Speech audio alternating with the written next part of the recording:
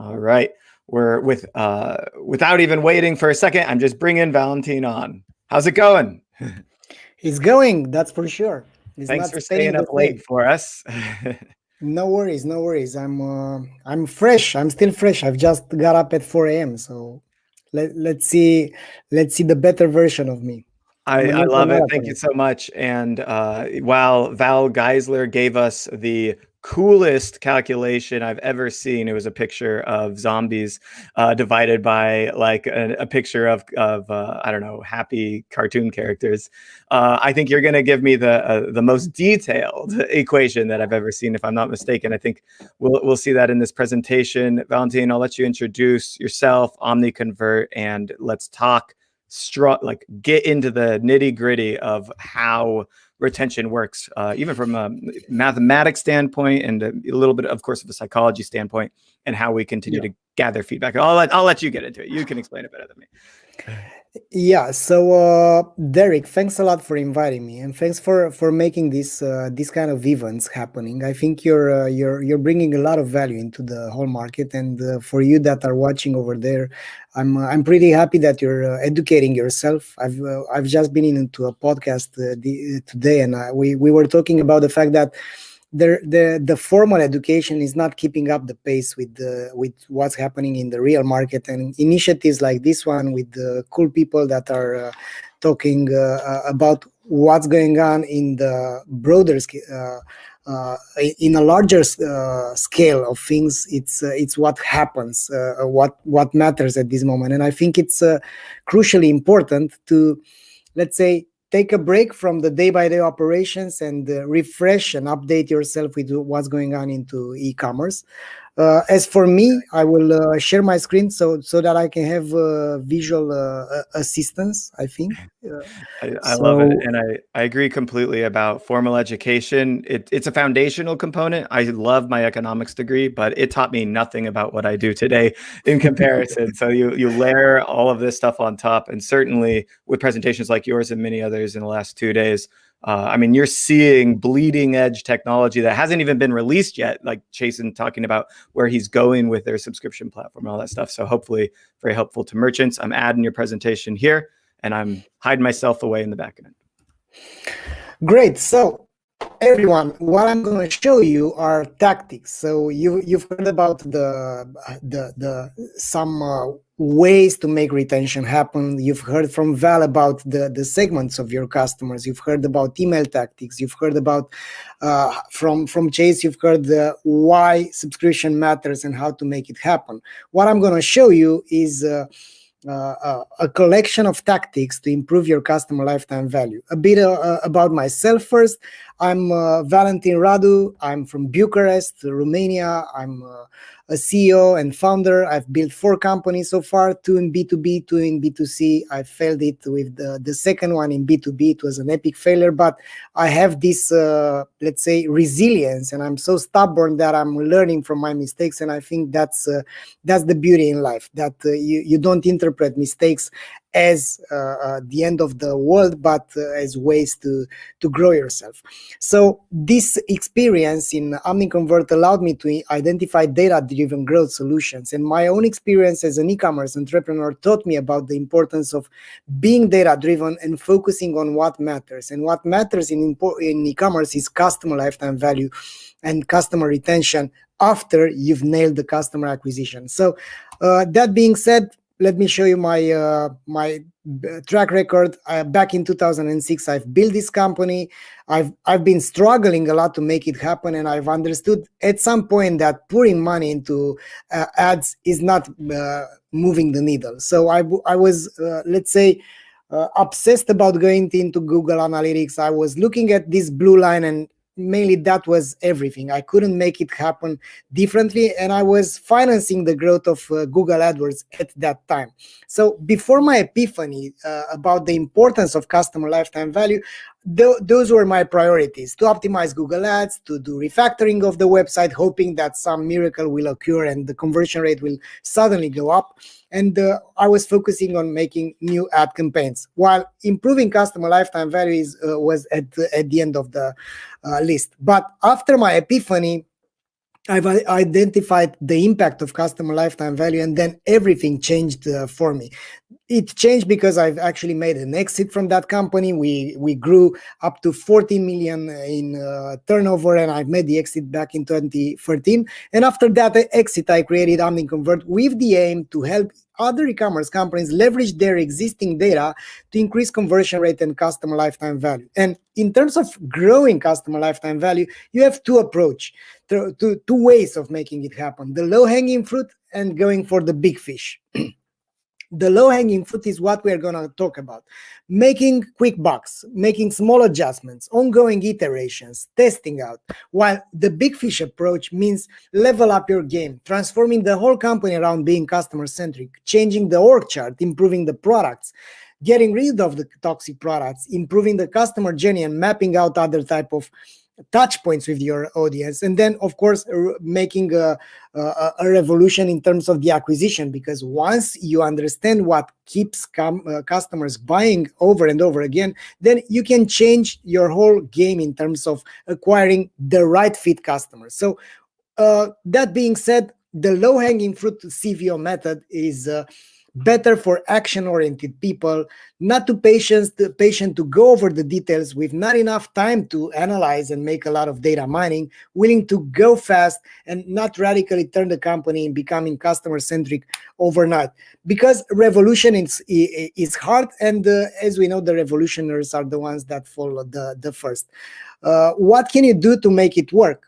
You find out where it hurts the most. You apply a prioritization method, low effort and high potential. I talk about this a lot because I forgot to tell you that I'm also an instructor, and I've, let's say, built this CVO Academy, which stands for Customer Value Optimization. So I've teamed up with Val, for instance, from Klaviyo, with Dennis Yu, with a lot of brilliant minds in the e-commerce game.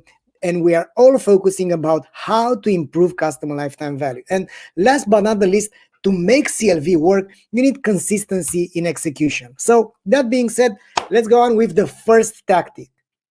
The first one is to tune the campaigns to the purchase cycles. And to tune the campaigns means to take into account the time factor. Few companies are realizing that there's a thing called the ADBT, average days between transactions, right? So this is a snapshot from our technology called Reveal. And you can see over here that you can play around with this slider and you can analyze after 7 days, right?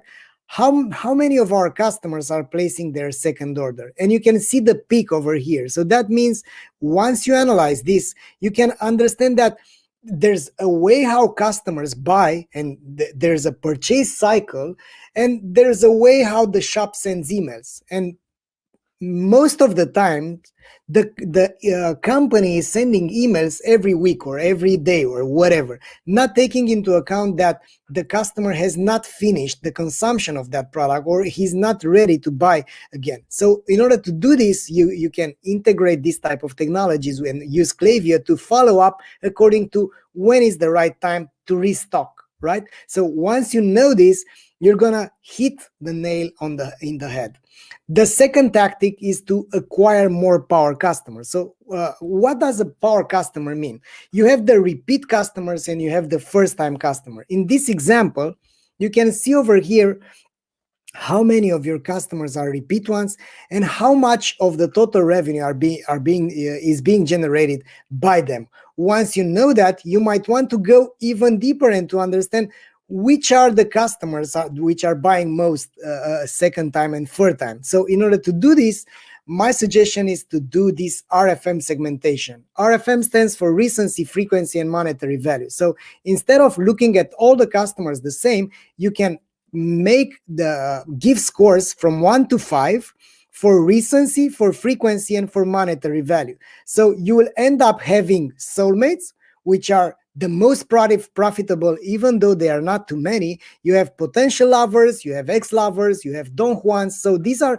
once you have these combinations of various scores, then you will have a Don Juan, for instance, is a customer that has 115. So the lowest score for recency, the lowest score for frequency, and the highest score for monetary value. So these are like one night standards. That's why we call them ones. But of course, you can change all those names. And the beauty is that there are technology, ours included, that allow you to do all these things off the shelf. I mean, you can get this automatically calculated, and then it's up to you to treat them differently, because you have all sorts of customers. Like you don't know how many connections do you have already. You have relationships that you establish with all your customers, but the problem is that you treat everyone the same, which is not fair, and we as consumers don't expect this as well. However, there are stubborn customers, and look at this goose over here, right? Look at this goose. I mean, she can stand bad UX, she can stand for poor customer experience, and she's still standing. And that's your ideal customer profile.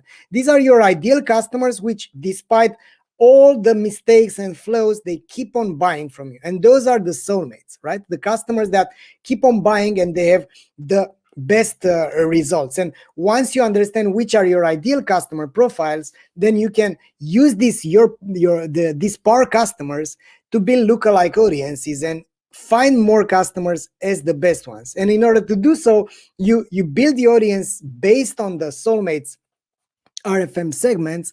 You push this data through Facebook, then the Facebook algorithm finds more users like the soulmates, and then the users are attracted thanks to the high relevant ads. Of course, it's not going like in the first day. You need to tweak the campaigns, you need to tweak the messaging, but fact is that even Facebook recommends you to do this, right? So even though that's from their help, if a source audience is made up of your best customers rather than all your customers, that could lead to better results. So that's something that you can find. I'm not gonna show it right now, but this is something that we can do with Reveal. So the idea is find your best customers, and then let's say acquire more customers like the best ones, and that will mean a higher customer lifetime value. Then focus on the right products. You have all sorts of products, and you can have products that look good in terms of revenue, but if you look at the what happens afterwards with the feedback and with the return rate, then you can find out different type of products. So you can find products with a high revenue but low net promoter score and a low return rate. So once you understand this type of mixing the products, then you will be able to find some underdogs, right? Like this one. This has the highest net promoter score, so it's one of the most appreciated products out of these 5, has a very low return rate, but this is not looking so well in terms of sales. However, product E, which is the next, is generating larger sales, but the return rate is high and the NPS is low, which means that's churning your customers. So you might want to understand, if you have more SKUs, you might want to use these tactics so that you can, of course, eliminate the toxic products and bring on more products like the best ones. Going further, number 4, surprise and delight the new passions. What we call the new passions are customers which are having the highest recency, so they've just started to buy from you, the lowest frequency, which means they've placed only their first order, but the highest monetary value. So from their first single order are among the best ones, the best customers that you have in terms of the customer lifetime value, which means they have the highest recency, the highest monetary value, and the lowest frequency. So BJ Fogg, this behavior economist, it's a great guy. You can check out his books and his talks as well. So he says that there are only 3 ways to change the human behavior. Either you have an epiphany, let's say you are smoking and your doctor says you have 2 more years to live. You change your behavior, right? Then you change the environment. There's that saying that you show me who you are spending the most time with, and I'll show you who you are. So, and then create tiny habits. So in order to change the human behavior, but the customer behavior, you need to create those tiny habits. And in order to create those tiny habits, you need to make sure that you stick into their mind. And to stick into their mind, you need to give them a small epiphany, right? So to give them a small surprise. once you give them a small surprise, you can find out all these interesting things, because you have, let's say, 100 of your best customers that just placed their first order. Those are the new passions. As time goes by, after 30 days, some of them are placing 2 more orders, and we call them the lovers. Some of them place only 1 order, and they call the potential lovers, right? We have 5% of them lovers, 20% of them potential lovers. Then 75% of them will be new passions, right? 0 orders. So we will stay the same. But if 90 days are passing, we will call them not to lose customers. And as you can see, some of them placed another order and they became lovers, and so on. There are a lot of flows between them, between these states. What is important is that as time goes by, the RFM segments change, because this is the dynamic, right? And once you understand this dynamic, you will see that out of 100 new passions, you've made only 6% of them soulmates. And your purpose is to act in the first days, right? You look at the purchase frequency, you look at the average days between the transactions, and you come up with surprise and delights for them. So it's time to rethink how to treat your customers, instead of pushing the same discounts to everyone, the same remarketing campaigns to everyone, because their CLV justifies it. So I hope you will have such an epiphany like George has over here, so that you can give your customers the same epiphany, right? So that's what you need to do right now. Once you understand this, don't spoil the chance to focus more on the onboarding campaigns rather than on all the campaigns. And once you understand this, I'm happy to share this with you. This is actually part of my course from the academy, but everyone that's gonna connect with me on LinkedIn, I'm gonna share this spreadsheet with him or her, because this is a scenario builder, right? So once you have these new passion customers, you can actually calculate what should be the gain in the extra margin, so that you can justify a certain cost of the incentive. And once you know this, then you will not gonna just find out of the blue how to invest in acquiring in retaining your new passions, but data will tell you that. So that's how other customers are doing, and you better believe it, like Kramer says, right? The next tactic is the NPS adaptive treatment. So that means you have your net promoter score, right? You have pissed off customers, you have frustrated customers, you have promoters, you have neutrals, you have neutral customers, right? So NPS stands for Net Promoter Score. I think everyone knows about it. It's the difference between the customers that rate you 9 or 10 at the question, what are the chances for you to recommend us to a friend or colleague, minus the detractors, the customers that give you a 0 to 6 score at this question. So once you have the NPS, the idea here, and I'm going to share this blueprint with you, the idea is to collect the NPS before the purchase, which is the pre-delivery NPS, and after the purchase, which is the post-delivery NPS. The difference between them is the delivery gap, right?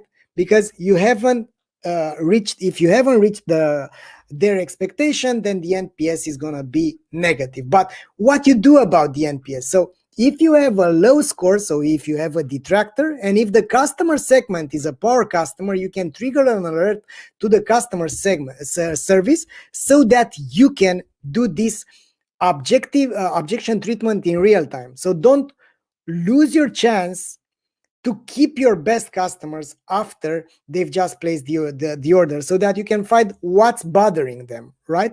That's going to help you to retain them. That's going to help you to exceed their expectations, and of course to have that customer keeping their orders, and to lower the return rate as well.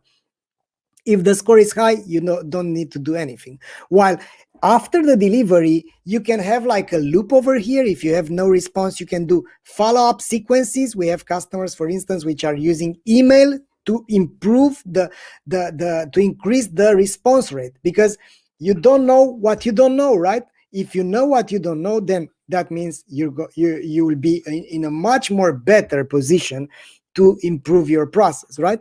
After that, if the score is low and the customer segment is a soulmate or a lover, you can trigger an alert. They trigger an alert to their key account manager to solve that problem as soon as possible. And all of this data, it's going into an anomaly detection so that your team is aware about the top 3 issues that you have and you need to solve. Because if you have a problem which repeats itself, it's clear that you need to fix it right away. So you can find this blueprint over here. Going further, the 6th tactic is offering concierge support for power customers. We have a lot of important customers that we don't treat differently, right? And the first step would be to identify your power customers early on, right? Maybe we have Jay-Z there on our website. Maybe we have, I don't know, Louis Armstrong, Elvis Presley, whatever. So fact is that we can identify those customers thanks to our technology. For instance, Omniconvert does that. And then you can trigger a special treatment experiment to your website for power customers, right? This is Explore. It's our product for website personalization. So it allows you to decide, okay, if we have this customer, which is a soulmate coming from a certain RFM group, then you can trigger a different experiment. It can be a rebound, it could be an overlay, it can be a change in the web page itself, right? So this can look differently. And this is an example. This is being triggered only for specific RFM segments like concierge support. So things that you can do with this type of approach, you can offer concierge support, you can offer an early access, you can offer them a special promotion because you know that you can afford a different promotion because you have over there your soulmates, let's say, or you want to reactivate some ex-lovers. Other things are the loyalty benefits to push them differently to your best customers. You can push the higher priced products for your soulmates. And of course, you can get creative and come up with any solution that you want. The whole idea is to be relevant because the attention span is around a few seconds, right? If you look in Google Analytics, it's around 8 to 9 seconds. So that means in those 8-9 seconds, you need to be more relevant. Going further, plant retention seeds on the thank you page. What does it mean? What does it mean to plant the retention seeds? The thank you page is the moment when the customers are getting a feedback from you.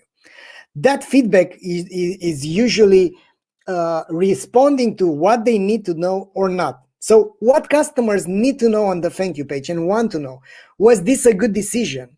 What if they don't send me the product? When will I get it? What if I want to return it? Because you don't want to have the buyer's remorse, right? But what almost all of the thank you pages are containing are things like, thank you for your order, and that's fine. Your order number is XYZ, nobody cares about it. And in case you need help, here's how to reach us. And of course, upsell options. The idea is that the buyer's remorse is the sense of regret after having made a purchase. And people are thinking like this lady over here, this is bad, I shouldn't have done this. And these are the elements of this cognitive dissonance, right? So there are emotional things, there are wisdom of purchase and concern over deal. You can go on Wikipedia to find buyer's remorse. So these are the emotions that can follow a certain decision, right? This can be rational effects or emotional effects. And you want to do something about it. And for this type of data, was this a good decision? You can treat this with a reinforcement message from a client testimonial. You can give a product review for that particular product. You can get them in front of your points of difference, why it's good that you've bought from us. Or you can give them a creative shot of dopamine. For instance, I used to do this type of videos. I took the first 10 names of which were more frequent in our country, Alex, Andrew, whatever, and we've made videos back in 2010. We've made videos with the whole team. We were like 50 people at some moment, and we were saying, thank you, Adrian, from buying from us. The return rate got down, the NPS got up, and the retention rate got up as well, because nobody's doing this type of creative approach. And that's the beauty. If you are a small and if you are a challenging brand, then you can do all of these things with a bit of, let's say, investment, but the outcomes are going to be amazing. Other things that the customers can ask themselves: what if they don't send me the right product?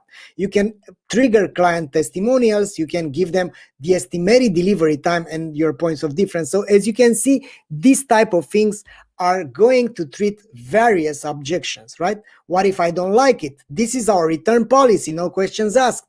When will I get it? This is our estimated delivery time. So make sure that you plant these retention seeds properly, because the idea is to put the first, to make the first most important thing the most important thing. And the most important thing is your customer. How is going your customer to feel about it, right? So there are a lot of brands that are handling this thank you page like this, but brands that are actually outstanding, they don't take into account this step on the customer journey, right? So you might want to test that, and you can actually do this type of testing and see how the engagement and how the CLV is going to be affected. So the top 3 things to achieve with your thank you page: you make the customers feel good about their purchase, you give them clarity over what's next, and you plant the seeds for future orders. Now, rate yourselves from 1 to 5. How good are you making your customers after their purchase with your thank you page? And be honest about it. How clear it is for them what's next from 1 to 5. And how good are you at planting seeds for the future orders? Like invite them to a community, invite them to subscribe to your cool newsletter, and so on. Rate yourselves, and then you will leave this event with a to-do list, right? The next tactic: the unboxing campaign, right? This is the most undervalued, understated campaign, right? Because the unboxing campaign is the only one that acts like a Trojan horse. So you can use it or not. Most of the e-commerce companies are sending the package without, let's say, taking into account that they can do something about it. So the inserts in the package are incredibly impactful because they act like this Trojan horse, right?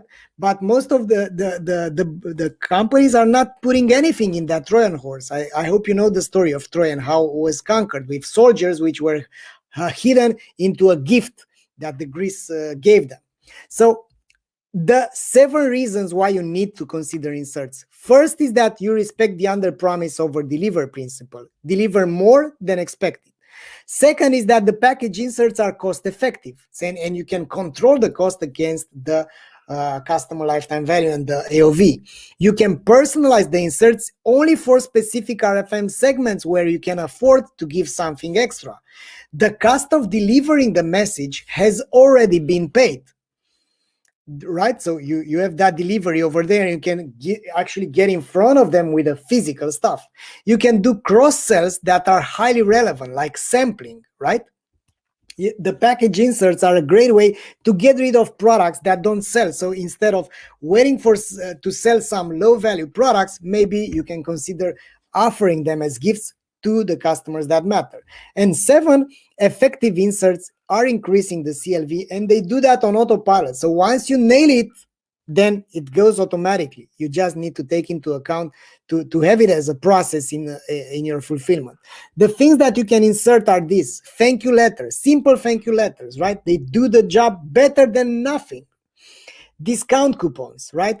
And we're playing a lot on this area because many brands are blasting their audience with discounts, but maybe there's a smarter way to do it. And in order to do it smarter, maybe you can tweak it around. You can do, for instance, things like a special landing page that's going to be adapting to the RFM segment, and you can give a different discount coupon and according to how valuable that customer is. Surprise gifts. You can even send books. I've just received a book from after I bought a small device about focusing and an app. I got a small book which was fantastic about how to focus. Then product reviews invites, product samples, the product catalog, right? Even though it seems outdated, it's not. If your type of company it's delivering a larger assortment, then you can give this printed product catalog. Don't forget about IKEA, right? Then bookmarks. As you can remember, maybe bookmarks was a strategy for Amazon back in 1990 something. And you can see that the let's say these type of things, the small gestures are pretty important, because those things are incredibly impactful. This is a letter being sent to chewy.com, right? An actual card which was handwritten by someone from the customer support. So, sorry, how to decide over these package inserts? I've built for you this decision matrix, right? It's a 2x2 matrix. We have 4 quadrants. And what's important is to take into account 2 things: the usage of the product, the actual usage of the product, and the cost for you as a brand. We can insert things like watches, right? If you're buying crazily expensive goods, maybe you can insert even a watch, right? You can insert a wallet, because this is a high usage, right? You can insert wallets, you can insert a wine opener. As you can see, as we go here, the usage is going down, right? You can insert hats or coasters, you can insert bookmarks and so on. So the idea is to stick to the first quadrant, because here the cost is low and the usage is high, but the perceived value is going to be low as well. The idea is to come up with things that are also having an emotional impact on your customers. So when you decide over this, take into account this type of axis. The next tactic is the re-engagement scenario, right? So you can let them just go. I mean, you can leave it to your customers when they will come back, or you can have this tailor-made approach. So you can have the one size fits all and the tailor-made approach. But the problem with the one size is that it doesn't fit none, right? Because it's not highly relevant for all your customers that recently bought from you.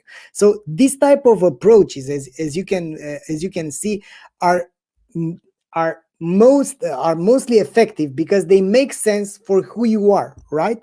So mainly this is a way to upsell on your customers and to also add before we ship, right? So who stops you from following up with an upsell with a complementary product? Nobody, right? So if the customer has bought product, I don't know, he bought bananas, and the oranges are having the highest affinity with bananas, you can send this just before. I mean, you can test that to see if it works. The whole idea is to work with an approach like this: if this, then that. If the first order has been placed, insert the thank you card in the package. If the second order has been placed, send a surprise gift. So you can tweak around all those things. I have a lot of examples like this, but I don't want to, let's say, bore you with that. The whole idea is to identify the working tactic that works for you, right? So that you are being perceived as a cool brand that actually delivers more than expected, right? And because of that, I mean, if you plant those type of seeds, the customers are being affected by this Zeigarnik effect, right? If you send something to them, then people will remember. If you are if you send them something, they will remember that they have to do something, right? So people remember unfinished or interrupted tasks better than completed tasks. And this is a thing that you can use to your leverage, right? If you send them something and then you can follow up, because it's like you have a legit interest. It's you don't have to justify why you are in their inbox, because you've just sent them something. Then optimize the minimum order value. There's a thing called the price elasticity, and in order to find the right pricing for your products, if you don't have a fixed price, or if whatever, you're not an international brand that has this policy, but if you're a direct to consumer and if you want to test that, the idea is to find out which are your best customers. And this is a bit more heavy from a math point of view. However, what matters is to look at your RFM groups, look at how much they've spent, how many orders, what is the margin, what is the revenue per customer, what is the purchase frequency, as you can see over here, and then understand that those type of customers like apprentices and breakups, which are new low value customers, and inactive low value customers, like lost low value customers. For this type of customers, if the customer acquisition cost is the same, then that means you are actually not making too much money, right? So if their AOV is so low, that means you are losing money for those customers. And the idea is to find out what is the AOV that justifies you doing business. And in order to do so, you need to calculate it and to understand. First, you do the math, you understand from the RFM what's the threshold to be profitable. Then you run an A/B test, you split the traffic and propose a higher minimum order value for new customers. You analyze the impact. If the revenue per visitor is too low versus the forecast returns, go back to step 2 and tweak that experiment, right? Reassess the price. And then if you have a winning experiment, set the new minimum order value as the default policy of your store. This is the standard after you've nailed that, right? After you find the AOV. Then 11, use coupons to improve the customer lifetime value. I think this is the most, let's say, used tactic to do it, because as you can see, 90% of consumers are using coupons. But this is a double-edged sword. The first edge is that you have a higher purchase frequency, the higher chances to re-engage customers, the higher chances that customers get acquainted to buy from you. The other side of the coin is that you have a lower perceived value, right? Because your brand has the value, right? If you keep on discounting, that means you can end up not being so attractive anymore and so aspirational. Then the other problem is that you lower your margin, and customers can get used to get a discount every time they buy. So this is these are the things that you need to take into account. So what is important when you do coupons is to take into account the loss aversion. Loss aversion refers to people's tendency to prefer avoiding losses to acquiring equivalent gains. It is better not to lose $20 than to gain $20, right? So mainly you need to check this out on your own website, but my suggestion is to use the loss aversion. So it's better statistically. So far it worked, and all the A/B tests that I've seen, and with Omniconvert there are around 30,000 experiments that various e-commerce companies have done. So I've been looking at this data. So it's better to save $20 than to gain $20. And humans are irrational. It's all about how you frame this decision. It was this experiment that Kahneman is talking about it in his book, Thinking Slow and Fast. Then when they've made an experiment and they've said something like 200 lives will be saved, from an experiment, 600 people are threatened by a pandemic. They haven't knew about what we're going through right now. So out of 600 people, 200 lives will be saved. When they framed it like this, the conversion rate for a treatment was 72%. For the same reality, when they've said there's a 2/3 probability that no people will be saved, the conversion rate was only 22%. So that's the power of framing, right? So the framing effect means people are drawing different conclusions from the same information, depending on how that information is being, let's say, presented. So that means, do you want a 20% off or to get $20? Because people are feeling that they are losing those $20 instead of saving $20. So you need to test those coupons off. Like you can see over here, we want you back, take 20% of your next purchase. So it's up to you to understand what works and what doesn't for you, right? So the idea is if you have a low frequency, for instance, you can go with margin all the way down because you don't have anything to lose from your customer. As long as you're still profitable, then you can play around with the discounts. The idea is to understand when is the right moment, what is the window of opportunity. For instance, in this case, you can see that only 20% will buy again if there are if more than 4 months were passed in this case. Going further, the idea is to not just to push discounts, but to act like you care, right? As you can see here from Casper, the idea is to understand the job to be done. And what people are buying from Casper is the ability to make progress in their lives. So how did you sleep? Together with a discount code or a reward code that works beautifully.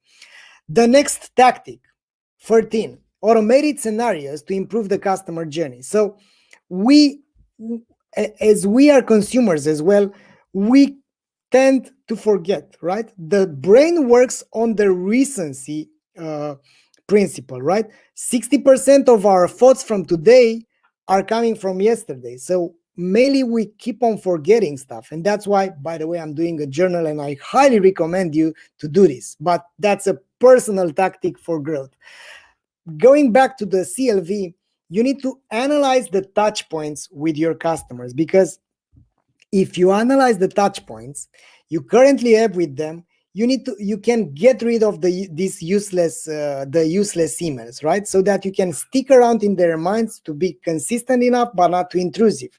You can instruct the customer on how to get the most value from your products, and then plant the seeds for the next purchases. Then you position your company and you make sure that you treat customer requests properly. So mainly, in order to, if you do this, you will be able to prevent churn by being relevant according to the customer's expectations, right? So if you have these scenarios, right? Imagine that you're a consumer and you remember the moment when you buy the first time from a shop, they drop the ball and don't deliver your goods as promised. However, they also chase you with unstoppable ads to buy again. So what I'm stating here is that you need to do these scenarios. If this, then that.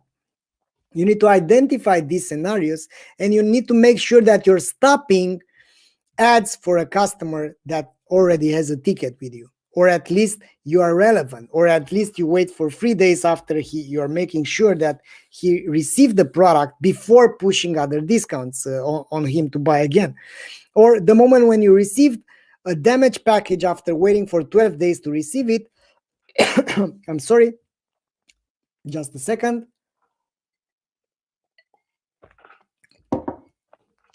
But that brand doesn't even bother to ask you how was your experience. And there are all these scenarios, but I think you know where I'm getting.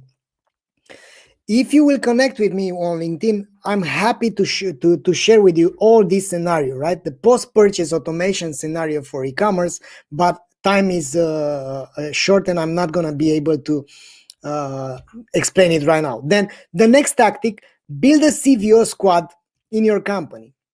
So mainly you need to have, if your company is a bit larger, you need other people like you. You need to sustain the CLV cause. So to change the customer behavior, you must first change the company behavior. So nobody said that, but I did it, and you better believe it, right?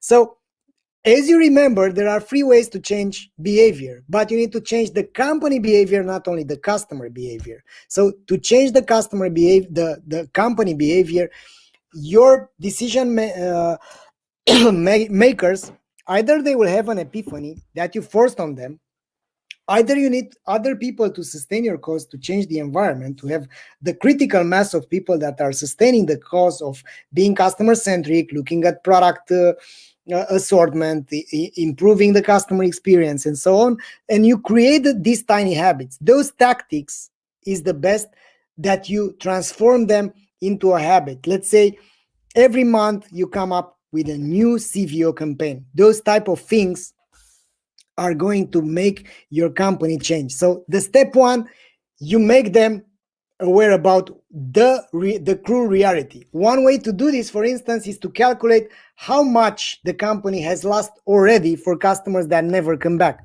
That's the epiphany that you want from your upper management. The second step, you change the environment. So you get other people with you. And then there are these tiny habits like let's do this every month, right? Let's do this every week. And in this case, you're going to outpace your competitors because these habits are going to make your company thrive down the road. And the fifth tactic number 15, right? It's too late here. It's like, I don't know, 11 p.m. So the next tactic is, and it's my gift for you, use Omniconvert Reveal, right? What we are doing is segmentation on steroids. So we are integrating, you are capturing first-party data, we are doing this segmentation with Reveal, and then we push this data to various channels, to SMS, to ad tools, to Klaviyo, to Explore, to do website personalization, to do SMS campaigns. And once you have this type of technology, it's going to be much more easier for you. So if you connect with me on LinkedIn, I'll be happy to give you a very friendly treatment, right? To give you a gift so that you can test Reveal for the next 3 months with no strings attached, right? So, and on top of this, my team will assist you, and I'm happy to jump into a call with you to show you more about it. And another thing for you, another gift that you've stayed to watch me in my tired version, let's say, is this free course. So as I've told you, we have this CVO Academy where, let's say, completely hypnotized, obsessed, and passionate about customer lifetime value. And we have the full course, and we also have this free customer value optimization course. So you can get it on this link for free. And feel free to connect me on LinkedIn. I'm all yours. So if you're passionate about lifetime value, I'm also passionate. Thank you for watching me. And I don't know, Derek, there are any questions? Thanks so much, Valentin. You dropped so many knowledge bombs there. I've been sharing your LinkedIn, and we've got the link to Omniconvert and the CVO course. I think you frightened me with that post-purchase sequence flow there. I took a screenshot of it. I'm going to zoom in later to see all of these different trees going on. I'm a decision tree guy myself, so I like seeing all the possible paths. And I really loved how, you talked about, well, first, I actually, a lot of different knowledge bombs.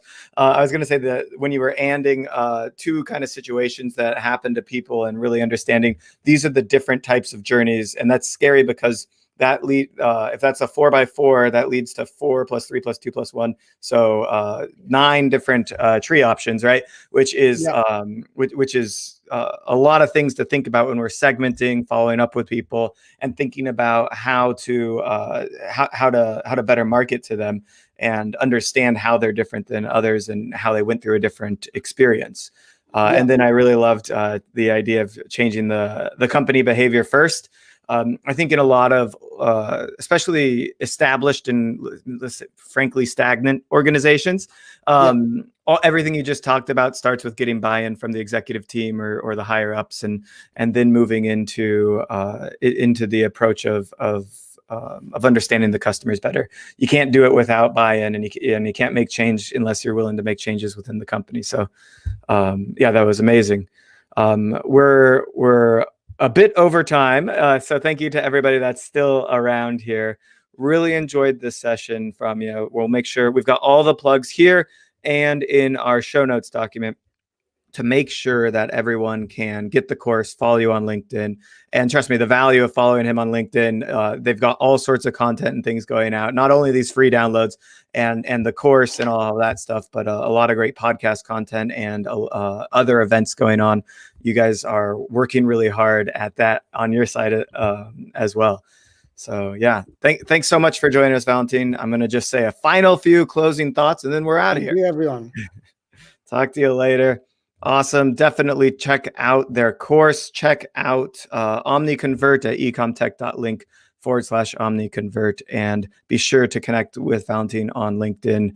He's just always been a really nice and honest guy with me, and I had the pleasure of meeting him at a couple of growth marketing conference events a few years ago, and we just kind of connected and have always kept in touch since. It's amazing to see what he's done with Omniconvert, building the platform to where it is today. All right, so that is it from our 2-day event, the Future of E-commerce, Retention and Loyalty.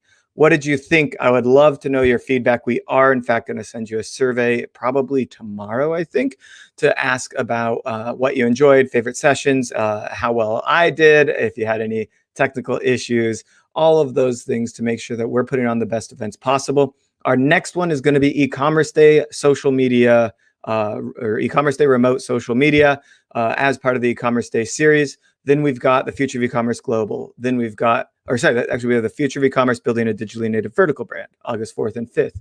The future of e-commerce global later on that month in August.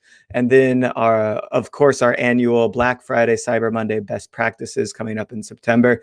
I hope you can join me for some or all of them. My goal is never to overwhelm you with information or content. I just want you to stay on top of the industry as it is growing and changing so fast. So attend the events, attend the sessions that you think are most valuable for you. But at the end of the day, you have to get back to work, executing your business. No one is going to get it done. I'm not going to do it for you. I can give you advice on it, especially if you want to talk tech tools with me anytime. You can go to ecommercetech.io, click on the get free consultation. It really is free. There's no catch. We just sit down for an hour, review your tech tool stack, look at what you've got going on right now, maybe how Klaviyo, LoyaltyLion, and Recharge are working well with each other, looking at the growth rate of the company, looking at average order value, lifetime value, and trying to come up with an idea of where opportunities lie within the business from a technology standpoint, where the bandwidth is to actually execute on testing and deploying technology, and then build a roadmap on which tools are going to generate the most revenue for the business or save the most headaches in the business or basically allow the business to grow and scale as fast as possible. That's my entire job. I do this for currently over 170 merchants. I'd love to add you into the mix. We love doing this. We're able to do it for completely free at no cost to you because of our extensive partner network of over 220 technology partners now. And I think we had 7 signups today for new technology partners. So the landscape is growing quickly. And I can tell you it has become a headache to manage as we've grown in our own kind of popularity as well. And so my job is to shortcut that process for you. I stay on top of the technology landscape. I've become your e-commerce technologist all for free because of the platform that we've built. We're able to help you stay on top of this fast changing landscape. All right, that's my pitch for me. Thanks again to our sponsors, Gorgias, Recart, Rebuy, and who am I forgetting? Recharge and LoyaltyLion, duh. Of course, the bread and butter of loyalty. Thank you guys so much for watching. I look forward to seeing you at an upcoming event, and always feel free to reach out, whether it's email, LinkedIn, Twitter. We are around to help you navigate this really I don't know, it's a half exciting time, half nervous wreck of growing the business and all things in between. Thanks so much, and I'll see you guys next time.